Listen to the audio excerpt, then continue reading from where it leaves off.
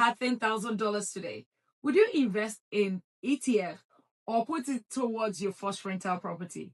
I invest in both, and if I had to start over today, I would not automatically choose the one that made me the most money. I would choose based on where I am financially. By the end of this video, I'll give you the simple framework to decide which one you should consider first. If you want to learn how to turn your salary into assets and build long-term wealth, subscribe to Money Talk with Dr. Lena. Let's settle this debate.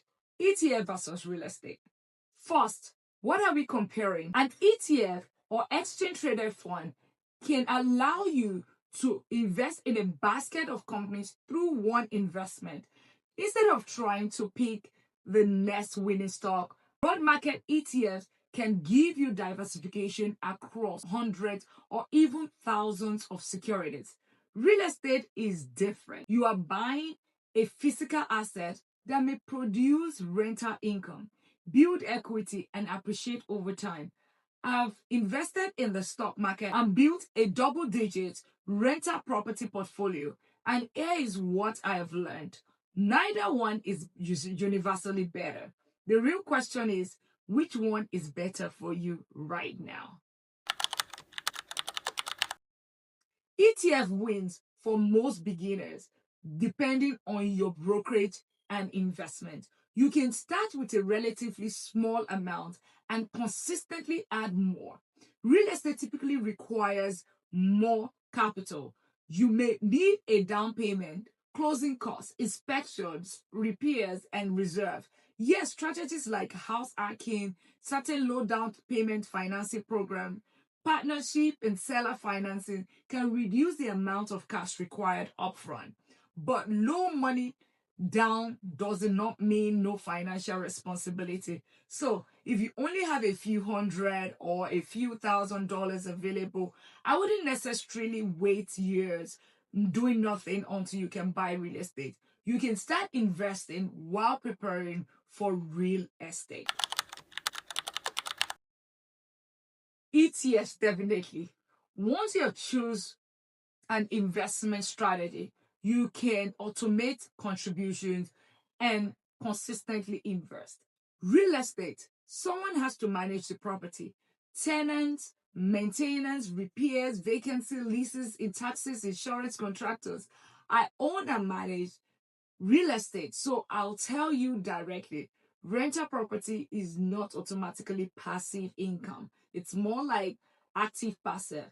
Good systems and property management can make it more passive, but there is still a business behind the asset. If you are extremely busy and don't want another operational responsibility, ETFs may fit your lifestyle better. Maybe a REIT if you want really real estate. Real estate definitely wins. With a rental property, you can influence what you buy, where you buy, the price you pay, renovation, management, rental strategy, and expenses. With an ETF, you control what you invest and how much, but you don't control the companies inside the fund. But remember, more control comes with more responsibility. ETFs again wins.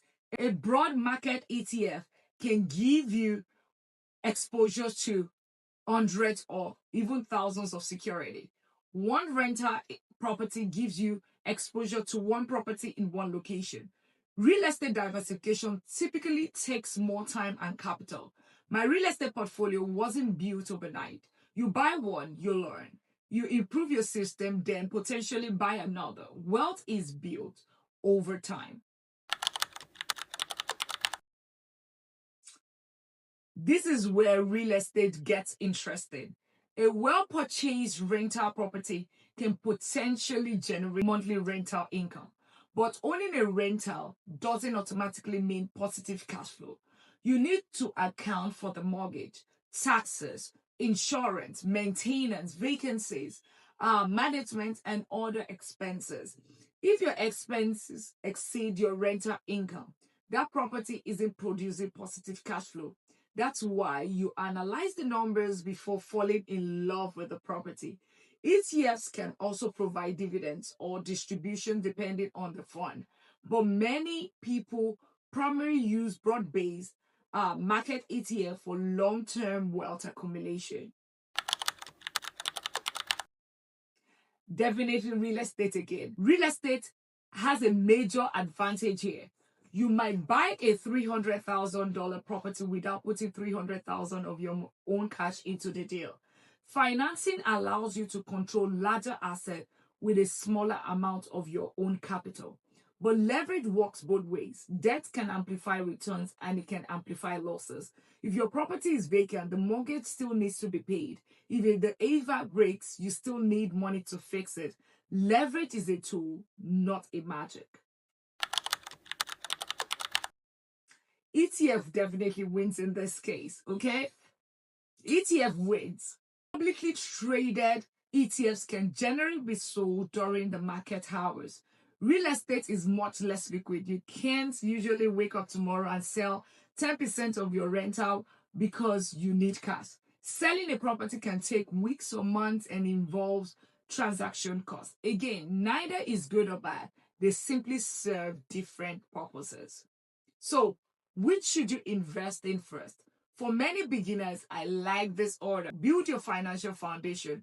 Capture your employer retirement match if available. Establish emergency savings and start consistently investing for the long term. For many people, diversified ETF can be an accessible place to begin while building the capital and knowledge needed for real estate.